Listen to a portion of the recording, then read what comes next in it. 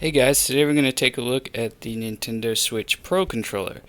Now I got mine for $69.99, the usual $70. It's a bit of an expensive controller, but we're going to talk about it and compare it with some other controllers. Size-wise, pretty much size by size, pretty well sized with the Xbox One controller, but the Xbox One controller is heavier. It's much heftier. Now the Wii U Pro controller is of course lighter, has a much longer battery at 80 hours. The Switch Pro controller is rated for 40 hours of play. Much lighter, but it does not feature the same awesome internal hardware that the Pro controller has.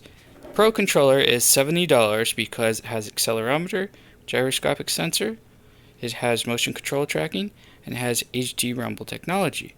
Also with an NFC reader that can read amiibos and the like. Now it also features Bluetooth compatibility, and it has a USB Type-C port, which is really nice because it's reversible. Like when you plug in the cord to charge the controller up, you plug it upside down, whatever. It's really nice. As far as aesthetics, the controller is very nice looking. It's a very well-made controller. As far as $70 for a controller, I personally think it's worth it, even though I haven't played the game yet. I hope to play as Zelda when my Switch arrives. Now, interesting thing to note, that the Pro controller does technically have hanging triggers, but they are much better than the DualShock 4s. DualShock 4's hanging triggers are really just out there. The Switch Pro controller is much more adept in that way. Now the buttons all feel responsive, they all click. I mean, it's a brand new controller, it should. D-pad feels fine. I want to really test that out. I hope that the Virtual Console gets some games. I'm hoping to play this using this. I'm hoping to play Castlevania using this. I want to see Castlevania on the Switch. Sadly, the controller does not have any headset inputs whatsoever. Kind of disappointing. It does have USB Type-C that could be potentially you could hook up an adapter. Now the actual buttons on the front, this is the screenshot button, recording button, and next to that is the home button. Now these buttons are actually nicely indented, so you will not have to worry about accidentally pressing them when you're playing a game. You really have to press it when you're playing. You have these select and start buttons, which are all nicely made. Now, interestingly enough, the Switch Pro controller has a 1300 milliamp battery inside of it. It's actually the same battery that's inside of the 3DS.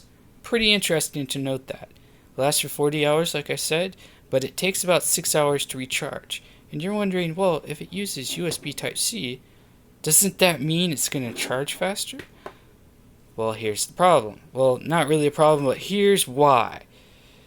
The included USB Type-C cord is Type-C to Type-A, and it's actually USB 2.0, which makes it basically backward compatible with existing phone chargers, with existing power banks, and it should charge at the basic standard rate of 5 volts and 1.8 amps. So you really aren't going to get fast recharges on this thing. So that's something interesting that I noted. The controller is very, very nicely well made. We'll compare it with the Wii guy here. And the best thing that I like about this controller, apart from the actual triggers, feel very receptive, is the analog joystick placement. I've always been a fan of Xbox's traditional skewed analog joysticks. I like this setup. Now I absolutely love the Wii U Pro controller. It feels great. This controller feels really nice in your hands.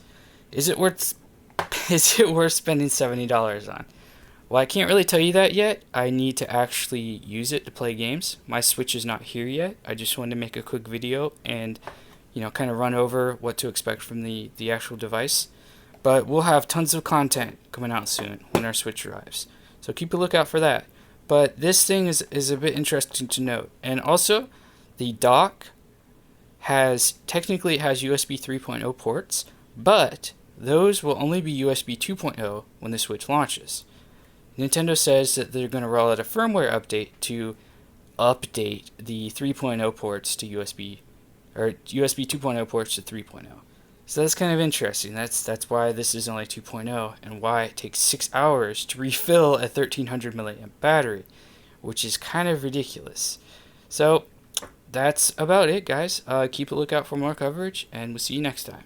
Take her easy.